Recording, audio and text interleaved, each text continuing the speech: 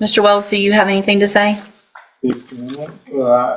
Stand up and speak loudly and clearly so I can hear you as well as the court reporter. Yes, ma'am. She's not scared of me. She manipulated herself, so it ain't nothing about nobody scared of me. And I'm trying to start up, because I got kids, like my daughter, she's 16, she about to graduate in 2 years, and I'm just trying to get out, do whatever the little ISF program to try to better myself and control my temper, work on myself, and try to do, like I said, if I get to go get this job for you, and I can, get away from the, people, that I've been hanging around and, better myself.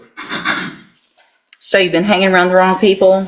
Hanging around like just me, like people I do hanging around. I ain't gonna say they influence you, but it's like You don't think maybe you're the wrong person? I know, I do have my fault. You can have a seat. So, Mr. Wells, when you were here before and I got that pre-sentence report done, they talked to you before that pre-sentence report, and I have a quote here that you said, and this is back when you first got these probations, which was in 2019. You said, "I will do good because I do not want to be in any more trouble. I'm trying to be a better father figure and role model for my kids." What if someone was doing what you've done to the women in your life to your 16-year-old daughter? I'm sorry? I would be upset. You'd be upset?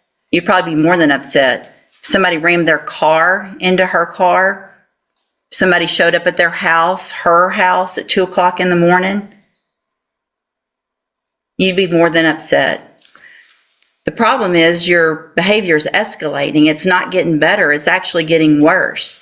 And it's not because we didn't send you to ISF and you want to talk about, I'm going to go to this little ISF program. It's not a little program. It's something that's really meant to help people. And that's not something that based on your history you deserve. I have your jail incident reports. Just in March, in 1 month, you've got 5. You can't even follow the rules when you're in jail, much less when you're on probation. Calling people who are just there doing their job all kinds of names. What, you don't think that's true? I don't know how they treat us in there. They come in there and they talk to us any kind of way. You're in jail. All you got to do is follow the rules. If they say stay in your bunk, you stay in your bunk. You don't call them a bitch because they told you to stay in your bunk. You just follow the rules, which you can't do. Deputy Millhouse had to shush you a minute ago, and instead of just saying, "I'm sorry, yes, sir," I saw the look you gave him, and I saw the look you gave me when I told you to be quiet. You don't like people telling you what to do. Clearly. And the B word is the nicest thing you've called them. At this time, in cause number 19-31266, again, find that you entered your pleas of true to counts 3, 4, and 6 freely and voluntarily. I again find counts 1, 2, and 5 true. Find sufficient evidence to find you guilty of aggravated assault, family violence, and sentence you to a term of 20 years in the institutional division of the Texas Department of Corrections. There will be an affirmative finding of a deadly weapon in that case. In cause number 19-31267, I'm also going to find that you pled true to counts 3, 4, and 6 freely and voluntarily. Find counts 1, 2, and 5 true. Find sufficient evidence to find you guilty, and at this time find you guilty of aggravated assault. Sentence you to a term of 20 years in the institutional division of the Texas Department of Corrections. You will receive credit, and there's an affirmative finding of a deadly weapon in that case as well.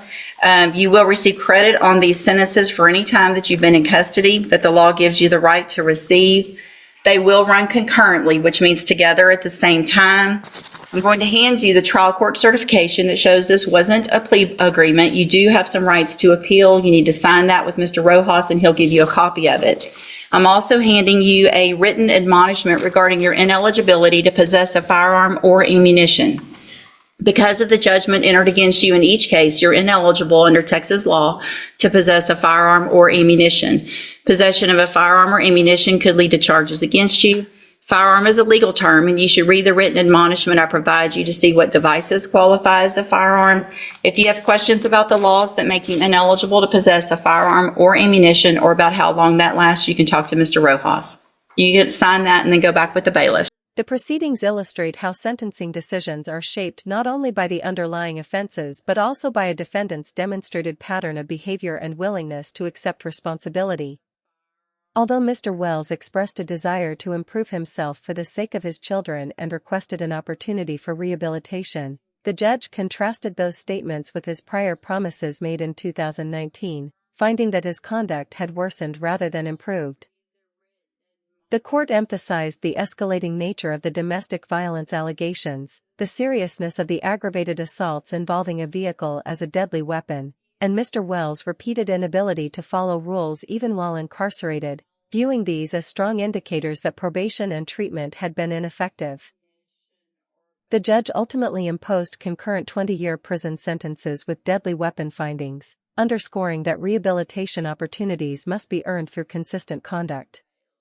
The case highlights the importance of accountability, respect for court orders, and the significant consequences of repeated violent behavior and probation violations.